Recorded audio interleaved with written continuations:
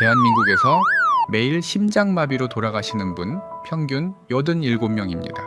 그중 절반 이상이 응급실 문을 밟지 못하셨습니다. 병원까지 가지 못한 겁니다. 집거실에서 혼자 쓰러진 채로 발견되신 분들입니다. 이분들이 특별히 아프셨던 게 아닙니다.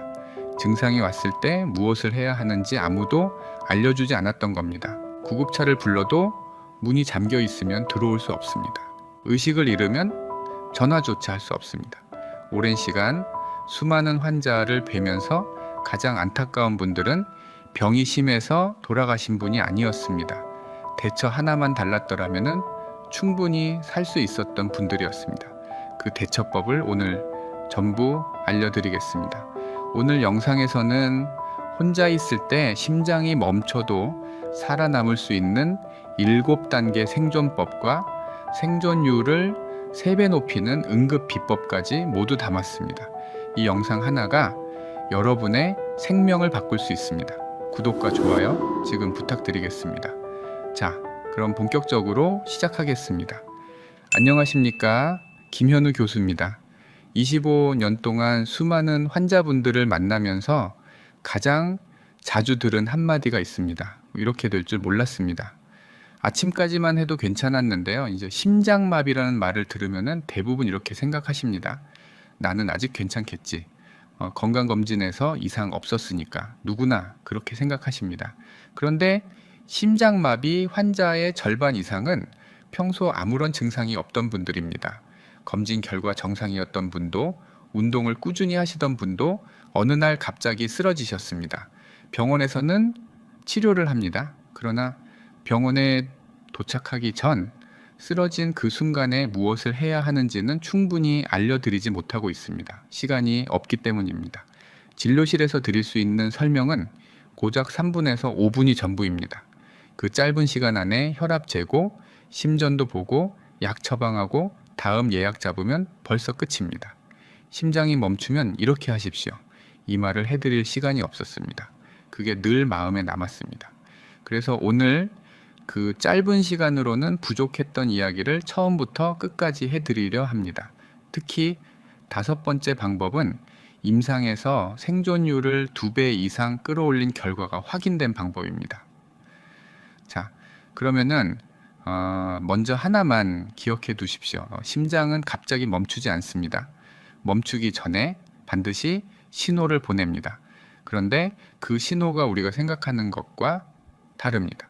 여러분, 지금 가슴 한가운데를 손바닥으로 눌러 보십시오. 그 자리입니다. 심장이 보내는 첫 번째 경고는 바로 그 자리에서 시작됩니다. 돌로 누르는 듯한 압박감, 쥐어짜는 듯한 조임. 이게 몇 초 만에 사라지면 대부분 넘깁니다. 체한 것 같다 하고 말입니다. 그러나 이 통증이 왼쪽 팔을 타고 내려갑니다. 어깨를 지나 턱까지 번집니다. 의학에서는 이걸 방사통이라고 합니다. 심장 자체가 아프다고 직접 소리를 지르는 것과 같습니다. 쉽게 비유해 드리겠습니다. 심장에 연결된 신경은 팔과 어깨와 턱에도 이어져 있습니다. 심장이 아프면은 같은 신경줄에 매달린 곳이 함께 아파오게 됩니다. 그래서 팔이 저리고 턱이 당기면 그건 팔 문제가 아니라 심장 문제일 수 있습니다. 인천에 사시는 이성훈 어르신 74살이십니다. 저녁 8시쯤이었습니다. 혼자 거실에서 뉴스를 보고 계셨습니다. 자녀들은 서울에 살고 있어서 그날 밤도 혼자였습니다. 평소와 다를 것 없는 밤이었습니다. 그런데 갑자기 가슴 한가운데가 조여오기 시작했습니다. 처음엔 체한 줄 알았습니다. 저녁에 드신 된장찌개가 잘못된 건가 싶으셨다고 합니다. 소화제를 찾으려고 일어서시는데 왼쪽 팔이 저려오기 시작했습니다. 그 순간 이건 체한 게 아니라는 걸 느끼셨다고 합니다. 그러나 통증이 사라지지 않았습니다. 이마에 식은땀이 흘렀고 팔저림은 더 심해졌고 숨이 제대로 쉬어지지 않았습니다. 보통은 이 순간에 좀 쉬면 낫겠지 하고 소파에 누우십니다. 그런데 이성훈 어르신은 달랐습니다. 이유가 있었습니다. 예전에 보건소에서 들은 내용이 떠올랐기 때문입니다. 가슴 통증에 팔 저림, 식은땀까지 함께 오면 절대 누워서 기다리면 안 된다. 그 한 줄이 머릿속을 스쳤습니다. 어르신은 소파에 눕지 않았습니다. 그리고 그 판단이 어르신의 생명을 살렸습니다. 그런데 여러분, 가슴만 아픈 게 아닙니다. 심장이 보내는 신호 중에는 가슴과 전혀 상관없어 보이는 것도 있습니다. 극심한 피로입니다. 아무것도 하지 않았는데 온몸이 무겁고 녹아내리는 느낌, 심장마비 전에 이런 피로를 느끼셨던 경우가 많습니다. 잠을 못 자서 그런가 하고 넘기기 쉽습니다. 그리고 숨참입니다. 계단도 오르지 않았는데 가만히 앉아 있는데도 언덕을 오른 것처럼 숨이 차오릅니다. 어지럼증도 함께 옵니다. 식은땀이 등을 적시고 속이 울렁거리며 메스꺼움이 올라옵니다. 설마 이게 심장 문제일까? 그렇게 생각하실 수 있습니다. 여러분, 잘못이 아닙니다. 몰라서 그런 것도 아닙니다. 이 증상들은 심장 전문의도 헷갈릴 만큼 다른 병과 비슷하게 나타납니다. 그러나 이 증상들이 동시에 나타난다면 심장이 마지막으로 보내는 경고라고 보셔야 합니다. 특히 60세 이상이시면서 고혈압이나 당뇨를 갖고 계신 분, 오랜 기간 흡연을 해오신 분은 이 증상 중 하나라도 나타나면 절대 넘기지 마십시오. 하지만 걱정하지 마십시오. 지금 이 영상을 보고 계신 것만으로도 이미 한 발 앞서 계신 겁니다. 자, 그러면은 지금부터 심장이 멈추는 그 순간 여러분이 해야 할 7단계를 하나씩 짚어드리겠습니다. 1단계, 모든 행동을 즉시 멈추십시오. 이게 가장 먼저입니다. 치료도 아니고 약도 아닙니다. 그냥 멈추는 겁니다. 왜 멈춰야 하는지 쉽게 비유해 드리겠습니다. 심장은 펌프입니다. 몸이 움직이면은 이 펌프가 더 세게 뛰어야 합니다. 더 많은 산소를 보내야 하기 때문입니다. 그런데 지금 그 펌프가 고장 나기 직전입니다. 혈관이 막혀서 산소가 제대로 들어오지 못하고 있습니다. 이 상태에서 몸을 움직이면은 심장은 없는 힘을 짜내야 합니다. 그러면은 심장 근육이 버티지 못하고 무너집니다. 은평구에 사시는 최명자 어르신 78살이십니다. 아침마다 텃밭에 나가시는 게 어르신의 하루나기였습니다. 그날도 상추를 심고 계셨습니다. 가슴이 답답해지기 시작했지만 조금만 더 하고 들어가야지 하고 계속 삽질을 하셨습니다. 이 말이 가장 무서운 말입니다. 조금만 더. 이 한마디가 심장에게는 조금만 더 버텨 하고 채찍질하는 것과 같습니다. 30분 뒤 텃밭에서 쓰러지셨습니다. 병원에 실려 오셨을 때 심장 근육의 3분의 1이 이미 손상된 상태였습니다. 처음 가슴이 답답해졌을 때 바로 멈추고 앉으셨더라면 손상을 절반 이하로 줄일 수 있었습니다. 처음 10초입니다. 그 10초에 멈추셨는지 아닌지가 모든 걸 갈라놓았습니다. 차이는 단 하나, 30분을 참았는지 멈췄는지입니다. 삽질 한 번이 문제가 아니었습니다. 멈추지 않은 30분이 문제였습니다. 이런 분들을 볼 때마다 내가 더 일찍 알려드렸으면 하는 생각이 떠나지 않습니다. 여기까지 들으시면서 나도 그랬을 수 있겠다. 그런 생각이 드셨다면 댓글에 지금 바로 10초라고 2글자만 남겨주십시오. 그 2글자가 오늘의 시작입니다. 여러분, 혹시 가슴이 이상하다 싶으면 하던 일이 뭐든 내려놓으십시오. 벽에 기대거나 그 자리에 천천히 앉으십시오. 움직임이 아니라 안정이 생존의 시작입니다. 자, 멈추셨습니다. 이제 두 번째로 넘어갑니다. 아스피린 한 알을 씹으십시오. 아스피린이 심장에 좋다더라. 이 정도는 들어보신 분이 많습니다. 그런데 여러분, 여기서 핵심은 한 글자입니다. 씹는다는 것입니다. 물과 함께 삼키면 위장에서 녹는데 20분에서 30분이 걸립니다. 그러나 입안에서 씹어서 녹이면 5분 안에 혈중으로 흡수됩니다. 효과가 5배 빨라지는 겁니다. 아스피린이 하는 일을 쉽게 설명해 드리겠습니다. 심장마비는 혈관 안에서 피가 굳어 덩어리가 되면서 생깁니다. 아스피린은 그 덩어리가 더 커지지 못하도록 막아줍니다. 막힌 혈관을 뚫지는 못하지만 더 막히는 것을 멈춰줍니다. 그래서 빠를수록 좋습니다. 심장마비가 왔을 때 20분은 영원과 같습니다. 그 시간 동안 심장 근육은 계속 죽어가고 있습니다. 수원에 사시는 박철수 어르신 72살이십니다. 퇴근길 버스 안에서 갑자기 가슴이 터질 듯 아팠습니다. 어르신은 주머니에 넣어둔 아스피린을 꺼내 바로 씹으셨습니다. 병원에 도착해서 검사 결과를 확인해 보니 심근 손상이 예상보다 40% 이상 적었습니다. 어르신이 제게 하신 말씀이 있습니다. 씹어야 한다는 거, 그거 하나 알고 있었던 게 이렇게 클 줄 몰랐습니다. 이건 꼭 기억해 두셔야 합니다. 장용 아스피린은 안 됩니다. 장에서 녹도로 코팅이 되어 있어서 씹어도 빨리 흡수되지 않습니다. 일반 아스피린이어야 합니다. 그런데 위장이 안 좋은데 아스피린을 씹어도 되는 겁니까? 걱정되실 수 있습니다. 위장 출혈 가능성이 있는 건 맞습니다. 그러나 심장이 멈추는 순간에는 위장보다 심장이 먼저입니다. 응급 상황에서 아스피린 한 알이 심장 근육을 살리는 시간을 벌어줍니다. 정리하겠습니다. 멈추면은 산소 요구량이 줄고 아스피린을 씹으면 혈전 확장이 멈춥니다. 여기까지가 내 몸을 지키는 단계입니다. 그런데 다음 3단계는 나를 살릴 사람이 올 수 있게 만드는 겁니다. 이 차이를 아는 분이 많지 않습니다. 멈추셨고 아스피린도 씹으셨습니다. 그 다음 3단계입니다. 119에 전화하십시오. 가족보다 먼저입니다. 이 순서를 많은 분들이 뒤집으십니다. 급하면 가족부터 찾게 되잖아요. 아들한테 먼저 전화하고 딸한테 먼저 전화하고 그러다 5분, 10분이 지나갑니다. 가족은 여러분을 치료할 수 없습니다. 구급대원만이 할 수 있습니다. 그러니까 119가 먼저입니다. 아들이 차를 몰고 오는데 30분이 걸립니다. 구급차는 평균 7분에서 10분이면 옵니다. 30분과 7분. 이 차이가 생사를 가릅니다. 그리고 구급체는 심장을 되살릴 장비가 실려 있습니다. 가족의 채는 없습니다. 전화를 거시면 한 가지만 또박또박 말씀하십시오. 심장마비 의심 주소입니다. 그리고 주소를 정확히 말씀하셔야 합니다.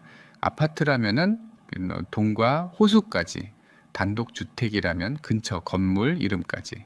논현동에 사시는 오정희 어르신 76살이십니다. 새벽에 가슴 통증이 와서 119에 전화를 하셨습니다. 그런데 통증이 심하니까 말씀이 제대로 나오지 않으셨습니다. 논현동이요. 논현동. 동은 말씀하셨는데 아파트 이름과 호수를 빠뜨리셨습니다. 구급차가 도착하는데 10분이 더 걸렸습니다. 심장마비에서 10분은 돌아올 수 없는 시간입니다. 오정희 어르신은 다행히 살아계시지만 심장 기능이 많이 떨어지셨습니다. 계단 하나 오르기 힘들어지셨고 혼자 장을 보러 나가시지 못합니다. 심장마비 전에는 매일 아침 산책을 하시던 분이었습니다. 주소 하나 제대로 전달하지 못한 것이 이렇게 큰 차이를 만듭니다. 그래서 제가 드리는 조언은 이겁니다. 지금, 오늘 냉장고 옆이든 전화기 옆이든 자택 주소를 큰 글씨로 적어 두십시오. 당황하면 내 집 주소도 기억나지 않습니다. 적어두면 읽기만 하면 됩니다. 자, 119에 전화하셨습니다. 그런데 여러분, 구급대원이 도착해도 문이 잠겨 있으면 어떻게 됩니까? 4단계입니다. 현관문을 여십시오. 이게 오늘 영상에서 가장 중요한 이야기입니다. 생존율을 23% 끌어올린 단 하나의 행동입니다. 의식이 있을 때 문을 열어두지 않으면 의식을 잃은 뒤에는 아무도 들어올 수 없습니다. 분당에 사시는 강기철 어르신 81살이십니다. 새벽 4시에 가슴 통증이 왔습니다. 119에 전화하셨고 그 다음에 현관까지 걸어가셔서 도어락을 열어 놓으셨습니다. 3분 뒤 거실에서 의식을 잃으셨습니다. 구급대원이 도착했을 때 문이 열려 있었습니다. 바로 들어가서 즉시 처치를 시작했고 심폐소생술과 제세동기를 사용해 어르신의 심장을 다시 뛰게 했습니다. 어르신은 살아 돌아오셨습니다. 만약 문이 잠겨 있었다면 대원들은 문을 부수는 시간을 추가로 써야 했을 겁니다. 그 몇 분이 전부를 바꿉니다. 문이 열린 집, 즉시 처치, 생존, 문이 닫힌 집, 3분 지연, 뇌 손상, 시작. 같은 구급차가 왔는데 결과가 완전히 달라집니다. 임상 데이터에서도 확인됩니다. 응급 상황에서 출입구를 미리 확보한 경우 생존율이 23% 높아졌습니다. 그런데 문을 열어두면 도둑이 들어오면 어떡합니까? 그렇게 걱정하실 수 있습니다. 그러나 냉정하게 말씀드리겠습니다. 심장이 멈추는 순간에 도둑보다 무서운 건 닫힌 문입니다. 그러니 미리 준비해 두십시오. 도어락 비밀번호를 가족에게 알려두십시오. 자, 문을 열어두셨습니다. 구급차가 오고 있고 문도 열려 있습니다. 그런데 그 사이에 여러분의 몸이 어떤 자세를 취하고 있는지가 심장의 부담을 크게 바꿉니다. 5단계입니다. 몸을 45도로 기대어 앉으십시오. 이 자세 하나로 80%의 환자에게서 통증이 줄었다는 연구 결과가 있습니다. 여기서 많은 분들이 실수하십니다. 가슴이 아프면 바로 눕습니다. 아프면 누워야 편하잖아요. 그런데 완전히 누우면은 심장으로 돌아오는 혈액이 한꺼번에 몰려듭니다. 앞서 말씀드린 그 펌프를 떠올려 보십시오. 고장 나기 직전인 펌프에 물을 한꺼번에 들이붓는 것과 같습니다. 이미 버거운 심장에 짐을 더 얻는 겁니다. 반대로 똑바로 앉으면 혈압이 떨어질 수 있습니다. 그래서 45도입니다. 누운 것과 앉은 것의 딱 중간입니다. 심장이 가장 편하게 일할 수 있는 자세라고 보시면 됩니다. 소파 등바디에 기대시거나 벽에 등을 기대고 다리를 살짝 올려놓으십시오. 쿠션 하나면 충분합니다. 부천에 사시는 한영순 어르신 79살이십니다. 새벽에 가슴 통증이 오자마자 소파 팔걸이에 등을 기대셨습니다. 무릎 아래에 방석을 받치시고 그대로 구급차를 기다리셨습니다. 병원에 도착했을 때 어르신의 상태는 안정적이었습니다. 연구 결과 그대로였습니다. 어르신이 나중에 제게 말씀하셨습니다. 소파에 기대 앉아 있었을 뿐인데 가슴이 조금씩 풀리는 느낌이었습니다. 자세 하나 바꾼 것 뿐입니다. 그런데 그게 심장의 부담을 확 줄여준 겁니다. 자, 6번째입니다. 이건 병원에서도 알려주지 않는 방법입니다. 그런데 임상에서는 확실히 차이가 났습니다. 전화 대신 문자를 보내십시오. 119에는 이미 전화하셨습니다. 가족에게는 문자로 알리십시오. 왜 전화가 아니라 문자입니까? 통화는 말을 해야 합니다. 말을 하려면은 숨을 크게 쉬어야 하고 감정이 올라오고 심장이 더 빨리 뜁니다. 지금 심장에 필요한 건 흥분이 아니라 고요함입니다. 인천에 사시는 박종훈 어르신 77살이십니다. 119 신고 후 아들에게 전화를 거셨습니다. 아들이 놀라서 소리를 질렀고 어르신도 덩달아 흥분하셨습니다. 아버지, 괜찮으세요? 아버지, 아들의 목소리에 어르신의 심장이 더 빨리 뛰기 시작했습니다. 통화 3분 만에 상태가 급격히 나빠졌습니다. 그런데 반대 경우도 있습니다. 송파에 사시는 이명자 어르신 75살이십니다. 같은 상황에서 어르신은 딸에게 문자를 보내셨습니다. 가슴 아파 119 불렀어. 문 열어둠. 이 한 줄이 전부였습니다. 어르신은 문자를 보낸 뒤 조용히 구급차를 기다리셨고 상태가 악화되지 않았습니다. 같은 심장마비입니다. 대응만 달랐을 뿐인데 결과가 갈렸습니다. 통화 3분, 상태 악화, 문자 한 줄, 상태 유지. 이것이 데이터로 확인된 차이입니다. 그러니 가족과 미리 약속을 해두십시오. 문자가 오면 바로 와라. 전화는 하지 마라. 이 한마디면 됩니다. 여기까지 6단계를 말씀드렸습니다. 이제 마지막이 남았습니다. 그런데 이 마지막 단계가 가장 단순하면서도 가장 강력합니다. 7번째입니다. 숨을 가다듬으십시오. 여러분, 지금 한번 해보십시오. 코로 천천히 들이마시면서 마음속으로 하나, 둘, 셋, 넷, 그리고 입으로 천천히 내쉬면서 하나, 둘, 셋, 넷, 다섯, 여섯 해보셨습니까? 가슴이 조금 편해지는 느낌이 느껴지실 겁니다. 그게 부교감 신경이 작동하기 시작한 신호입니다. 4초 동안 코로 들이마시고 6초 동안 입으로 내쉽니다. 숫자를 세는 것도 중요합니다. 공포에 빠지면 머릿속이 하얘집니다. 그런데 숫자를 세면 뇌가 공포 대신 숫자에 집중하게 됩니다. 그만큼 심장이 안정을 찾을 시간이 생깁니다. 이게 전부입니다. 단순해 보이지만 이 호흡이 하는 일은 단순하지 않습니다. 들숨이 길면 교감신경이 흥분합니다. 날숨이 길면 부교감신경이 작동합니다. 날숨을 더 길게 가져가면 심장 박동이 천천히 내려옵니다. 공포에 질려 있을 때 숨부터 잡으면 심장이 조금이라도 쉴 수 있습니다. 반대로 겁이 나서 숨을 빠르게 몰아쉬면 심장은 더 빨리 뛰게 됩니다. 공포에 빠지면 숨부터 빨라지잖아요. 산소는 오히려 줄어들고 심장 근육은 더 빠르게 손상됩니다. 부산에 사시는 최병철 어르신 80살이십니다. 새벽에 가슴 통증이 왔을 때 어르신은 겁이 나셨지만은 눈을 감고 숨부터 잡으셨습니다. 하나, 둘, 셋, 넷 들이마시고 하나, 둘, 셋, 넷, 다섯, 여섯 내쉬고 손이 떨렸지만 숫자를 세는 데 집중하셨습니다. 구급차가 올 때까지 이 호흡만 반복하셨습니다. 병원에 도착해서 검사 결과를 보니 같은 정도의 혈관 막힘에 비해 심근 손상이 30% 적었습니다.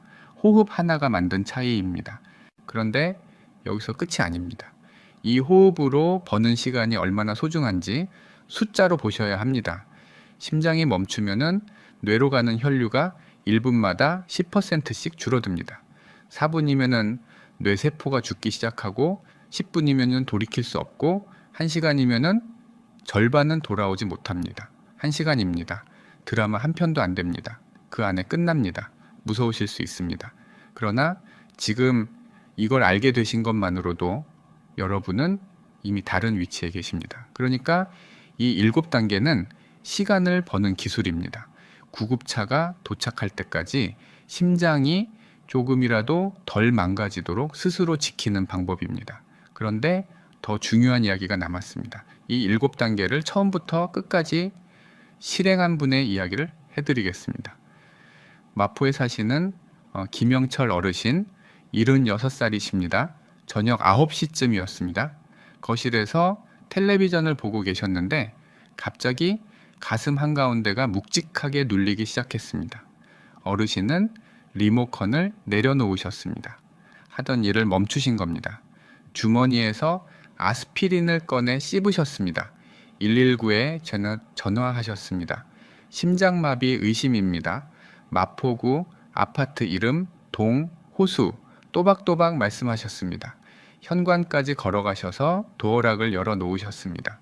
소파로 돌아와 등받이에 45도로 기대셨습니다. 딸에게 문자를 보내셨습니다. 가슴 아파. 119 불렀다. 문 열어둠.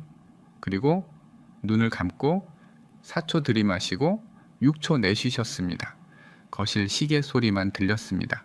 어르신은 숫자를 세면서 구급차, 사이렌 소리를 기다리셨습니다. 구급차가 도착하기까지 7분, 응급실까지 10분, 도착 후 시술 시작까지 8분, 총 25분 만에 막힌 혈관이 뚫렸습니다. 결과를 말씀드리겠습니다. 심근 손상이 거의 없었습니다. 제가 직접 검사 결과를 확인했습니다. 혈관이 막힌 정도에 비해 심장 근육이 거의 멀쩡했습니다. 7단계를 정확히 실행하신 덕분이었습니다. 이게 바로 생존 공식입니다. 7단계 실행, 119 신고, 구급차, 이송, 도착 즉시 시술. 이 흐름이 끊기지 않으면 심장은 살아남습니다. 앞서 말씀드린 인천의 이성훈 어르신도 같은 흐름을 따르셨습니다. 보건소에서 들은 한 줄을 기억하셨고 소파에 눕지 않으셨고 바로 119에 전화하셨습니다. 어르신은 지금도 건강하게 매일 저녁 뉴스를 보고 계십니다. 김영철 어르신이 퇴원하시면서 제게 하신 말씀입니다. 아는 것과 모르는 것의 차이가 이렇게 큰 줄 몰랐습니다. 아는 것만으로는 부족합니다. 준비가 되어 있어야 합니다. 특히 혼자 사시는 분이라면은 지금부터 말씀드리는 4가지를 오늘 안에 해두십시오. 첫째, 도어락 비상카드입니다. 비밀번호를 적은 카드를 현관문 안쪽에 붙여두십시오. 구급대원이 들어올 수 있도록 가족에게도 번호를 공유해 두십시오. 둘째, 휴대폰 긴급 호출 설정입니다. 요즘 휴대폰에는 전원 버튼을 5번 누르면 자동으로 119에 연결되는 기능이 있습니다. 지금 바로 설정해 두십시오. 셋째, 잠금 화면에 의료 정보를 적어 두십시오. 혈액형, 복용 중인 약, 알레르기, 의식을 잃으셨을 때 구급대원이 가장 먼저 보는 게 여러분의 휴대폰 화면입니다. 이분 혈액형이 뭡니까? 평소 드시던 약이 있습니까? 의식이 없으시면 아무도 대답할 수 없습니다. 잠금 화면에 적어두시면 대원이 바로 읽을 수 있습니다. 그리고 네 번째, 이게 가장 중요합니다. 냉장고 문에 아스피린 한 통과 7단계 행동 카드를 붙여두십시오. 오늘 알려드린 7단계를 큰 글씨로 적으시면 됩니다. 머리가 하얘지는 순간에도 읽기만 하면 몸이 먼저 움직입니다. 이 종이 한 장이 여러분의 생명을 지키는 설명서입니다. 대구에 사시는 박수남 어르신 76살이십니다. 어르신은 빨간 봉투 하나를 냉장고 문에 붙여두셨습니다. 안에 아스피린 2알과 행동 순서를 적은 종이가 들어 있었습니다. 어르신의 딸이 만들어 드린 것이었습니다. 아버지, 무슨 일 있으면 이거 보고 그대로 하세요. 딸이 그렇게 말하며 붙여드렸다고 합니다. 어느 날 새벽 가슴이 아파서 눈을 뜨셨습니다. 아무 생각도 나지 않는 순간 냉장고에 빨간 봉투가 눈에 들어왔습니다. 봉투를 뜯고 종이에 적힌 대로 하셨습니다. 멈추고 씹고 전화하고 문 열고 기대 안고 문자 보내고 숨 고르고 어르신은 살아 돌아오셨습니다. 나중에 병원에 오셔서 이렇게 말씀하셨습니다. 냉장고에 붙여둔 종이 한 장이 저를 살렸습니다. 그 말씀이 오래 남았습니다. 대단한 것이 아니었습니다. 빨간 봉투 하나, 종이 한 장, 아스피린 2알, 그게 전부였습니다. 준비된 사람은 살아남습니다. 여러분, 오늘 이 영상에서 7단계를 말씀드렸습니다. 다시 한번 정리하겠습니다. 1. 멈추기. 2. 아스피린 씹기. 3. 119 전화. 4. 현관문 열기. 5. 45도 기대 앉기. 6. 가족에게 문자. 7. 4초 들숨, 6초 날숨. 이 7가지를 아는 사람과 모르는 사람의 차이는 생존율 3배입니다. 심장마비는 사람을 고르지 않습니다. 그러나 80%는 미리 막을 수 있다는 게 의학계의 결론입니다. 정기검진 받으십시오. 1년에 한 번 심전도와 혈액검사만 받으셔도 심장의 이상 신호를 미리 잡을 수 있습니다. 혈압과 혈당 챙기십시오. 그리고 아까 말씀드린 행동카드 오늘 안에 만들어 두십시오. 가족과 한 번만 연습해 보십시오. 주말 저녁 식사 끝나고 가족이 모여 앉았을 때 오늘 알려드린 7단계를 함께 읽어보시는 겁니다. 3분이면 끝나는 대화입니다. 그런데 그 3분이 언젠가 여러분의 생명을 지킬 수 있습니다. 심장마비는 예고 없이 옵니다. 그러나 준비된 사람은 삽니다. 오늘 이 영상에서 만나신 분들을 떠올려 보십시오. 텃밭에서 쓰러지신 최명자 어르신, 빨간 봉투로 살아 돌아오신 박수남 어르신, 7단계를 완벽히 실행하신 김영철 어르신. 차이는 단 하나였습니다. 알고 있었는지 모르고 있었는지. 지금 이 영상을 보신 여러분은 이미 준비를 시작하신 겁니다. 지금 마음속에 떠오르는 말이 있으실 겁니다. 댓글에 10초라고 2글자 남겨주십시오. 남기는 순간 여러분의 다짐이 됩니다. 그리고 혼자 사시는 부모님, 친척, 지인이 계시다면 지금 이 영상을 꼭 보내드리십시오. 그분의 생명을 지키는 일입니다. 긴 영상 끝까지 들어주신 여러분께 감사드립니다. 오늘 하루도 건강하게 보내십시오. 김현우 교수였습니다.